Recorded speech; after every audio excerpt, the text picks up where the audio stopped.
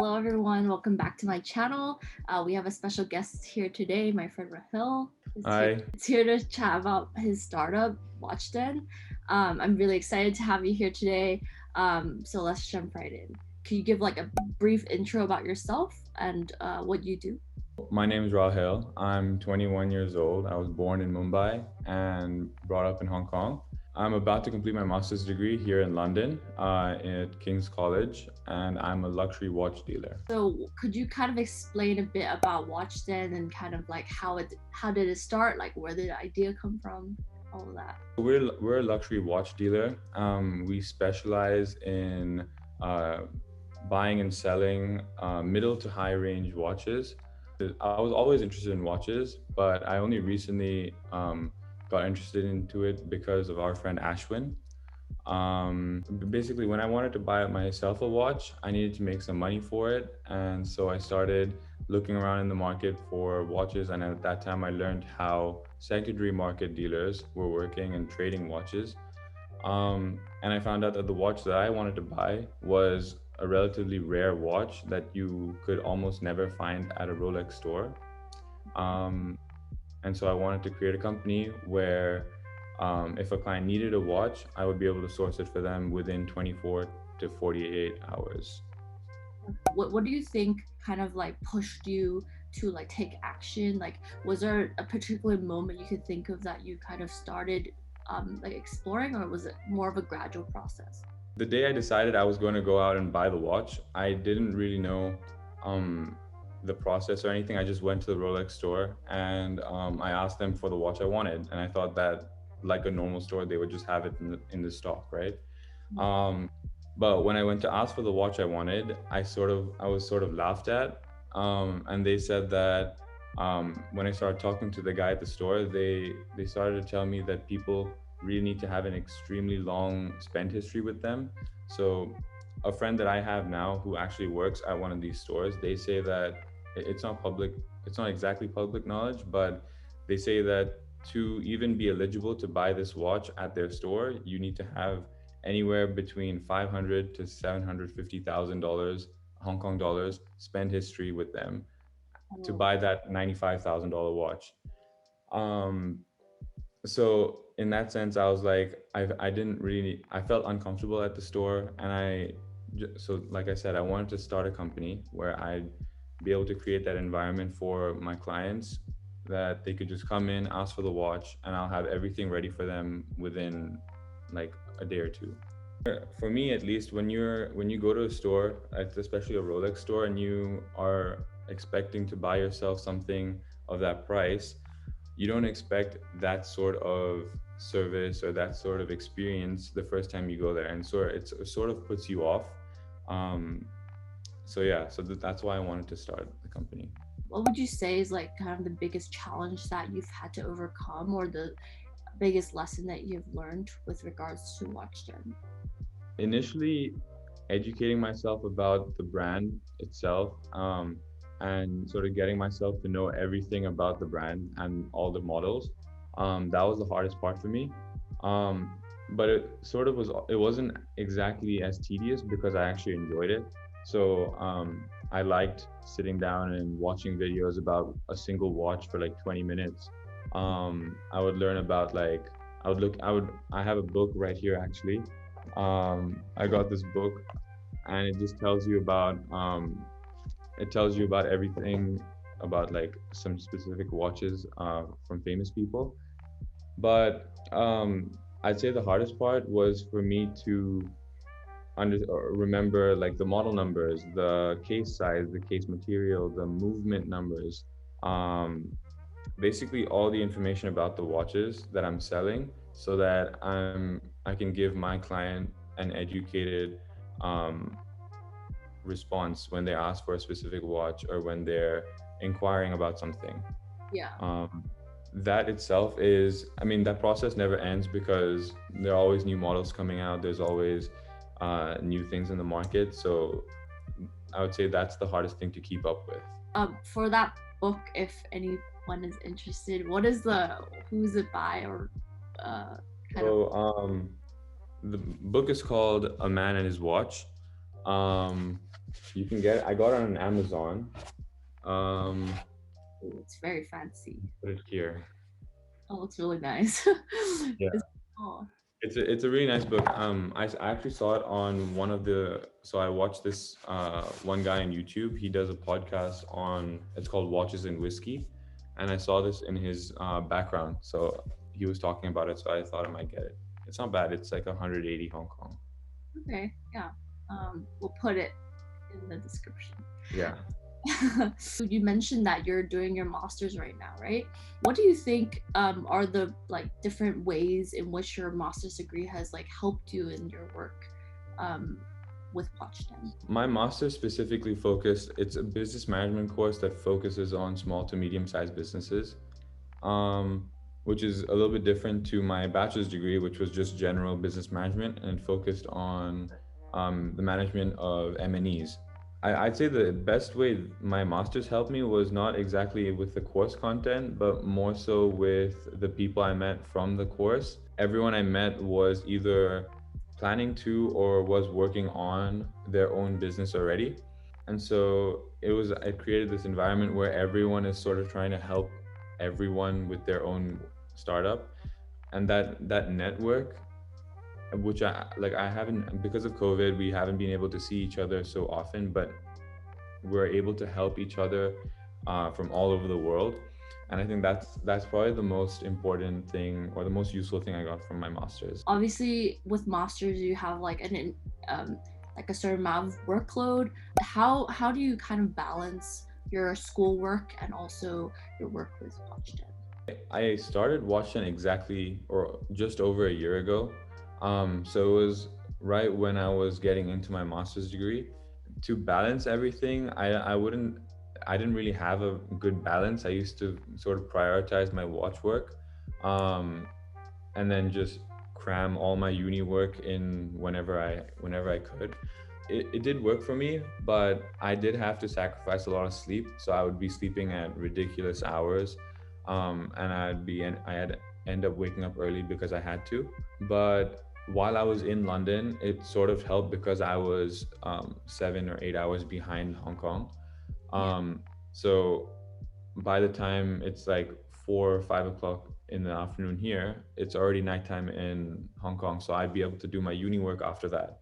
So in that sense, I would prioritize my watch work in the morning until mid or in the afternoon, and then I'd start my uni work later on. But yeah, I definitely say I would prioritize my watch work over my uni work. But at the end of the day, I have to do both. Yeah, makes sense. I think that you would recommend other people to pursue masters or like yeah, what are your thoughts on pursuing a master's versus like starting your own startup or going into the industry? I'd say if you're going into business, you don't need a master's, because you can learn everything yourself. Like I said, I don't think I got out much of the course content. You will get like specialized skills when you learn a master's degree, but it's nothing you can't develop yourself. For me, I did a master's degree because I wanted a master's degree. Not because I thought it would be helpful for my company. I mean, if you're looking to go into a specific profession, like, for example, a doctor, you have to do a master's and a PhD to be a doctor. But if you're going into specifically business, I don't think you need a master's. Shifting gears a little bit, obviously we're in a pandemic. How do you think COVID has impacted your venture, if any like impact at all? Well, I don't really know because I started it during COVID. So I haven't really experienced what it's like to be outside of COVID. I'd say the only thing is that operating right now with, especially when at the peak of COVID, we had issues with meeting up with clients or having them come over to our office or not even being able to be open in the office. Just these small things were like they made it inconvenient for us to carry out how we would usually do our business. That's mainly because we have to have a certain level of security when we're handling our business. So, for example, when I go to buy a watch, I can't buy a watch just anywhere. I need to buy it in a secure location because of the price of the watch. You know, it made it quite hard to source the watch and then also build that relationship with my client, because the client does want to come in and look at the watch and see who they're buying the watch from, just to make sure everything is legit. And without that, it's really hard to gain a new customer's, like a new it's hard to gain a new customer's trust without having to meet them. For me, it was fine to, because my existing customers already trusted me, so I could continue business with them as we did. But just gaining new customers with without having to meet them, that was hard. We also want to give them that personal experience. When they're buying the watch, we want them to come in and have a look at the watch and um, talk to us about what they're looking for, or what they might be looking for in the future, or just have a conversation with them. Um, and we weren't able to do that because of the restrictions, but now that everything's opening up, it's getting back to normal again. I guess this is more of like a deep question. But like, where do you see yourself in 5 years? In like life and business. Like interpret it however you want. Where do I see myself in 5 years? Right now I'm just a watch dealer. In 5 years, I will be a watch and diamond dealer, because my family business is wholesaling diamonds. I'd want to establish a retail department for my watches, or maybe like a store or something where um, customers could come in, have a look at their watches in an actual retail store, as opposed to them coming into our private office. I think my goals for my company has changed so much. It changes so fast because of how different or how unexpected the market changes. So for 2 months, for example, and for example, COVID, it was extremely slow during that time. So I wouldn't have thought anything would have happened in a year. Then as soon as things started opening up, I couldn't have expected it to grow as fast as it did. Yeah. Um, and so I don't know. I'd say the goal I'm setting right now for 5 years is probably not what I will reach in 5 years. I probably will, or I might even exceed that in 5 years. So I never know. For now, that's what I'm aiming for. I want a store somewhere in Hong Kong. Do you have any advice to give to any young entrepreneurs like yourself? Like obviously business advice, but also like how to like kind of take that leap of faith if they're they have an idea. If you know you're interested in something, um, it doesn't matter if you don't know how to make money from it yet. Just try and know as much as you can about that specific subject.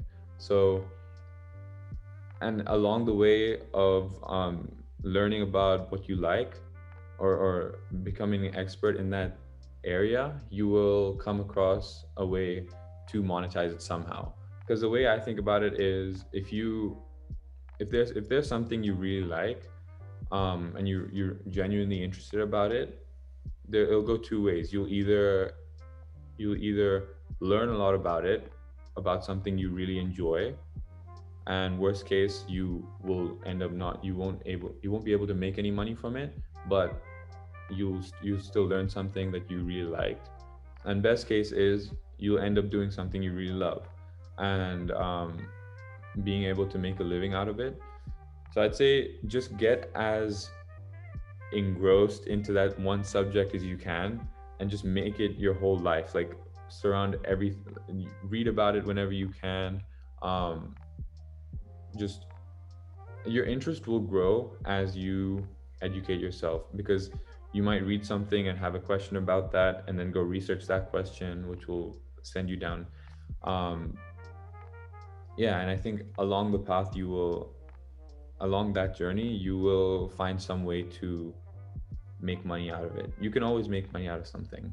You should aim to um, increase your value as much as you can, or the value you can provide someone. And once you're valuable, you'll be able to utilize that to your advantage to make money.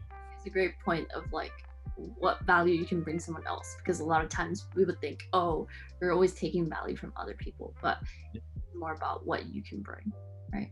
Yeah. So the more value you can provide someone and the more value you create for someone, um, whether that be through a service that you're providing or a product that you're making for someone, um, the more valuable that is to a customer, the more successful you'll be. Yeah, I'd say build yourself and how much you know as much as you can. Yeah, that's what I. Like, oh, where can we find you and all that stuff?